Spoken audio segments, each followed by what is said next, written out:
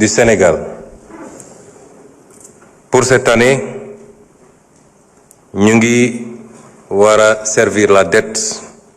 à hauteur de 5 milliards 261 millions 561 mille 679 mille 980. 5 milliards. 5 000 milliards. 5 000 milliards 261 millions et suivant. Suñuy recette, total recette, c'est 6 188 milliards. Maanaam mënoon nañu jël recette yi yépp faye ko bor bi moom donc la cay des matul 1000 milliards. Premier trimestre bi bor bi mi ngi ci 1938 milliards boo ko dajeel boo ko tasee wàllu bor intérieur bi c'est 762 milliards bor extérieur bi 1175 milliards. Deuxième trimestre bi mën naa ko faram-fàccee waaye day gudd. Lii mooy ndono gi bi nga xam ne gars yi bëggatuñu ñu wax ko. Il faut que yéen parlementaires yi il faut que les cadres les intellectuels parce que débat bi mënuñu koo gaaw a suul ndax moo arrangé nit ñi mais tout part de là mooy lan nga fi fekk ak lan nga mën a demee. su ma jëfee comparaison ñoom bi ñuy egsi 2012 l'encours de la dette bi nga xam ne moom la régime bi fi jógoon bàyyi c'était 2704 milliards ñoom ñu ngi ñu bàyyil 23 666 milliards l'encours de la dette mooy ful nañ ko 10 boo seetee loolu ñoom ba ñuy donn 39% du PIB la ñu doonoon ci dette bi 39% ci PIB mooy alalu réew mi yépp boo ko dajalee bor bi fanweer ak juróom-ñeent la woon ñoom ñu bàyyil ñu fi 119% du PIB loolu ngeen fi bàyyi de c'est-à-dire dañoo posé ne réew mi ba ko piégé ko ba kenn xamatul ñu ba ko lii c'est des statistiques du lu ma inventé mi ngi fii ci ministère des finances ku dem génne ko soo xoolee ñun suñu encours de la dette ma ne 23 milliards 666 ñoom ñu doon noon juste à peine 2700 milliards kon lii mooy dono gi ñu déclaré woon 74% de taux d'endettement ñu ñëw gis 119% boo seetee différence bi 7667 milliards bu ñu làq la léegi au moins kenn werantetul loolu bi ñu ci njëkkee wax def conférence de presse lu ne dégg naa ko fi lu ne mais tey kenn mënul taxaw ne bor bu ñu làqoon amul 7667 milliards fan la ñu dugal 7667 milliards yi lu bokkul ak bor bi yépp nag dama génne lool rek gis nga man 7660 milliards su ma ko amoon fi mu toll nii buñ ko amoon ñun dinaa def des projets yoo xam ne ça change définitivement xar kanamu koom-koomu réew mi définitivement su ma amoon loolu dinaa def le grand transfert d'eau pour 700 milliards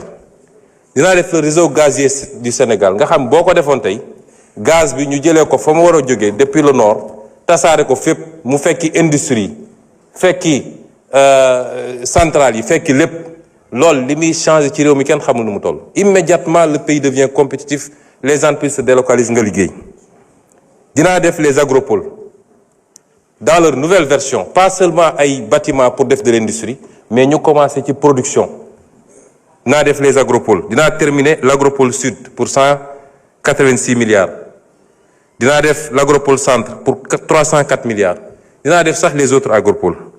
dinaa def le pré-Ferlo nga xam ne boo ko defoon tey tout le Ferlo changé ndox mi baawaan fu ne pour 330 milliards dinaa jël le port de Ndayane li nga xam ne mooy les infrastructures maritimes communes pour 250 milliards au lieu ma koy taylay bitim réew dinaa ko defal sama bopp dinaa def l'extension de l'aéroport AIBD pour 305 milliards les logements sociaux pour 405 milliards SENTER yokku autorail bi yóbbu ko ba Thiès dinaa ko def ci loo xam ne du weesu 400 milliards waaye mën naa def lenn ci loolu def benn projet boo xam ne c'est le projet le plus structurant mooy Yaakaar Teranga ma defal ko sama bopp. J'ai besoin de 4500 milliards je fais Yaakaar Teranga on donnera l'énergie à 60 francs le kilowattheure aux Sénégalais et aux industriels. Imaginez l'impact de ces projets-là sur la société.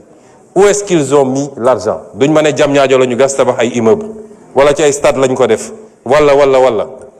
et c'est ça li tax man mënuma d'accord ak ñu bëri ci li ñu bëgg parce que lii wax nañ ko Sénégalais ñu ngi leen ko wax saa su ne te teewul malgré tout on a fait des efforts mais balaa may ñëw ci loolu cette dette elle est odieuse dafa am lu ñuy wax la dette odieuse parce qu'elle a été contractée en tout cas pour une partie les 7600 milliards ils ont été contractés sur le dos des Sénégalais sans que Assemblée nationale valide ko sans que mu jaar par les circuits c'est une responsabilité extraordinaire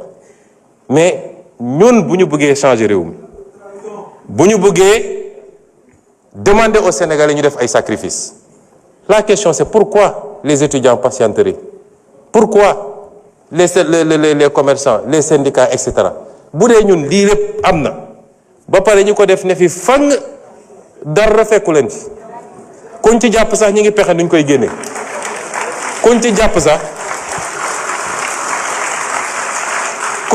sax suba ngoon ñi ngi pexe naka lañ koy rëccalee mu dem dossiers yi yëpp ngeen dégg amuñu ma man daan ko wax de awma ci benn yaakaar boo moytul France lay mujje xam ngeen ndax lan te loolu moo tax nag problème am parce que amoon na fi première alternance am fi deuxième alternance ñu ne CREI traque des biens fan la mujje fenn te pourtant et c'est le lieu de féliciter les corps de contrôle de ce pays l'IGE la Cour des comptes la CENTIF qui font un travail extraordinaire documenté très précis mais su ma waxee ñu ne day critiquer du ma dugg ci ñenn du ma tudd ñenn ñi mais dossier bu dem ñu yàq ko 2 ans mënuñu génne benn dossier te yàlla xam na ni dossier fort yenu la loolu mooy problème Sénégal et c'est pourquoi les Sénégalais n'accepteront pas de patienter am na lu si suñu part de responsabilité parce que ñun ñoo war a mettre les gens qu'il faut là où il faut ñu def le travail qu'il faut c'est à nous de le faire et cette dette elle est odieuse parce qu'elle a été conclue sans l'approbation des Sénégalais à travers les instances qu'ils ont désignées ñi def responsabilité chaîne bi dafa bëgg ba ci Cour suprême sur la dette extérieure c'est la Cour suprême moom mooy génne benn lettre d'habilitation ne bu ko bailleurs yi wala ministère des finances saisiré moom moo naan on a regardé mais cette opération est conforme à la loi mais la première loi en matière de finances c'est la loi de finances xanaa kay nga dem xool est-ce que ça c'est inscrit au niveau de la loi de finances est-ce que c'est des crédits qui sont inscrits toute la chaîne de responsabilité elle est là 7700 milliards ñu bëgg ko bàyyi mu demee noonu et ça buñ ko réglé wul notre responsabilité sera engagée et c'est pourquoi moi malgré cette situation je rends hommage au ministre des Finances et à toute son équipe au ministre de l'économie wallaay xamuleen nit ñi li ñuy daj pour cette gestion active de la dette ànd nañ fu bëri tukki dem di waxtaan di lijjanti wax na tous les mécanismes qu'on a mis en place ba ci le plan de redressement économique et social qu'il a oublié de citer qui est un instrument important nous demandons aux Sénégalais des sacrifices même si nous ciblons des secteurs à taxer qui n'impactent pas sur les besoins de première nécessité des Sénégalais mais nous demandons aux Sénégalais des sacrifices et c'est pourquoi il est impératif que loolu yëpp am et je disais tout à l'heure que malgré toute cette situation nous avons fait des efforts wax nañu fii léegi les baisse de l'huile de palme raffinée 100 francs par litre sucre cristallisé 75 francs farine 4000 francs par sac pain ciment riz le riz brisé le supercarburant le gasoil l'électricité tout ça malgré cette situation parce que yërmande gi ñu am ci askan wi moo tax ñu def ko mais loolu dafa ànd ak ñaar benn bi mooy il faut que les comptes soient rendus waxoon naa ko le 8 mai ci daje bi ñu amoon ne si on ne fait pas le travail pour que les responsables rendent compte man mënuma taxaw ci kanam Sénégalais di leen demander des sacrifices mënuma ko te suñ ko deful it la woon fa woon rek tôt ou tard dina amaat te dina amaat ci suñu régime bi parce que du soxor du règlement de compte waaye man mii lañ ma dénk ma gérer ko dinaa ci rendre compte devant les Sénégalais bu ma ci jëlee lu ma moomul dañ ma war a teg yoon loolu la ñuy defaree réew et c'est pourquoi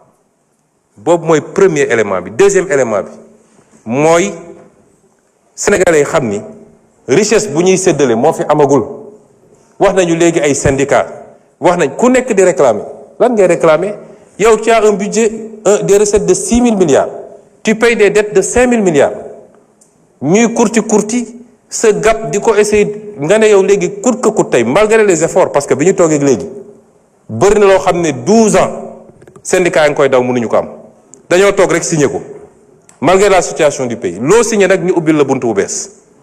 léegi sax dégg naa ñu naan les revendications émergentes lan mooy revendication émergente loo signé tey ñu ubbi beneen il faut que ñu am un consensus